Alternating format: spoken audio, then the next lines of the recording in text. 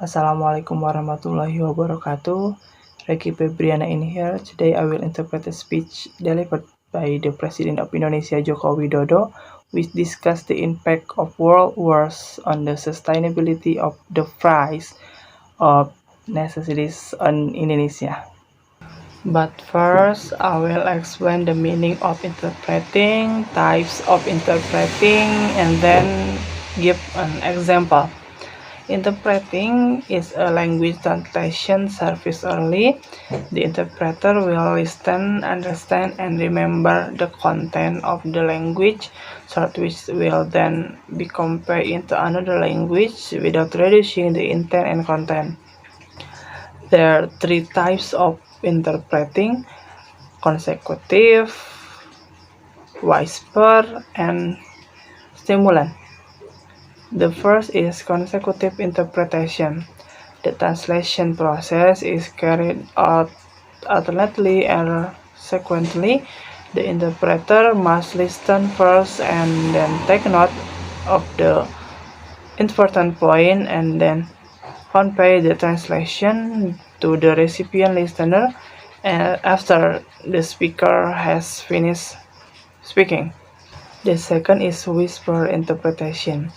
This interpretation is carried out when two people don't understand each other because of different language. This interpretation is also done by whispering to the client and usually limit to 2 until 3 people. The third is stimulus interpretation. Stimulus interpretation is an oral translation that is carried out without waiting for the short text to be read or uttered to completion. Then an interpretation has been carried out at a time, but it's possible for a new utterance to be translated when it's the form sentence. When delivering or speaking in the target language, an interpreter must stimulously listen and take notes for the next utterance. An interpreter in stimulus translation must know very well the topic of conversation that will be discussed later. Now I will give an example of the presidential speech that I mentioned earlier. Inilah These are the tantangan challenges of ketidakpastian uncertainty yang that muncul. arise. Yang The keempat, fourth is kelangkaan the shortage of energi. energy. Sudah dulu Before the sebelum world perang price sudah went harganya up naik to karena kelangkaan, society, ditambah plus the war perang went up naik again. lagi. Sekarang Now harga the per price barel is sudah above di atas 100. 100 US dollar. Yang sebelumnya hanya Previously only 50-60. 50-60.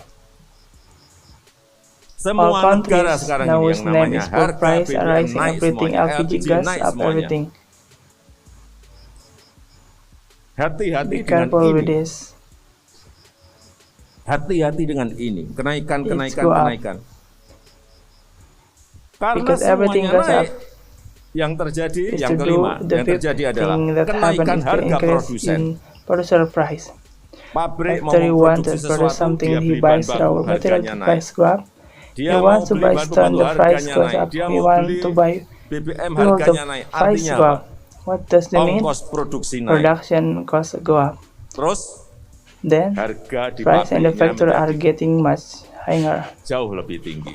Terus And then dikirim continuously ke banks pasar, and the market means berarti harga then konsumennya consumer juga price nanti will akan also naik. go up later.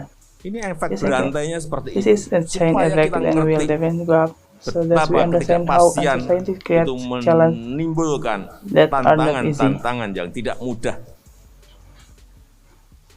Oleh sebab Yes. itu kerja sekarang tidak My bisa work, kerja no, makro we aja, nggak don't mungkin. macro works Nggak It's mungkin bisa impossible menyelesaikan masalah. to solve problem. Semuanya kerja makro, Macro kerja work is mikro. micro work. The Makronya must know tahu, that the mikronya micro juga harus must also dikerjakan be di done lapangan. in the field. Oleh sebab itu Therefore, kita we sekarang are dalam posisi now seperti in the ini position like harus this. mentransformasi We must ekonomi transport kita. our economic. Jangan Then let sampai us tumpuan kita kepada focus on it. pertumbuhan kita ini 56 sampai 56 and 58% of itu our growth is bertumpu based kepada on konsumsi. consumption. Be Hati-hati. careful.